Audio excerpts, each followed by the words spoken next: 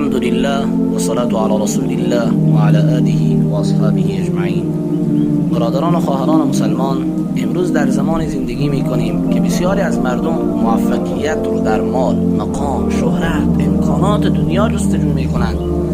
اما سؤال این است که رمز موفقیت واقعی چیست؟ الله متعال جل عظمته در سوره مبارکه عصر پاسخ این سؤال را بیان فرموده است.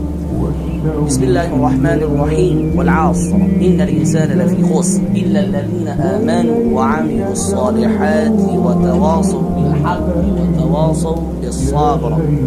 سوگند به زمان که همانا انسان در زیان است مگر کسانی که ایمان آوردند،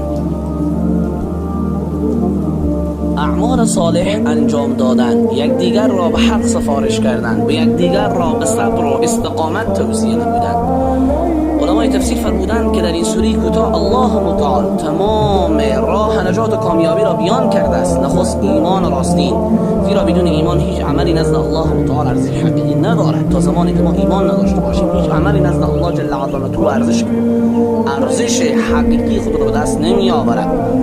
عمل صالح دومین راز موفقیت. ایمان تنها ادعا نیست عزیزان من، بلکه باید در نماز، اخلاق، صداقت و امانتداری و خدمت به مردم نمایان شود. سوم توصیه به حق. مسلمان واقعی تنها به اصلاح خود بسنده نمی کند، بلکه دیگران را نیز به سوی خیر، قرآن و سنت دعوت می کند. ما و شما در درس های گذشته خواندیم عذاب و ما کان ربک لیهلک القری بظلم و اهلها مصلحون. به انسانهای صالح تنها عالم خوب نمیشه، ما نیاز به انسانهای مصلح داریم، اصلاحگر در جامعه باید باشیم.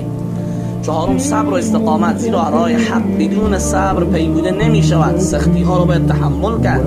هر کس در راه اطاعت الله صبر کند سرانجام کامیاب خواهد شد.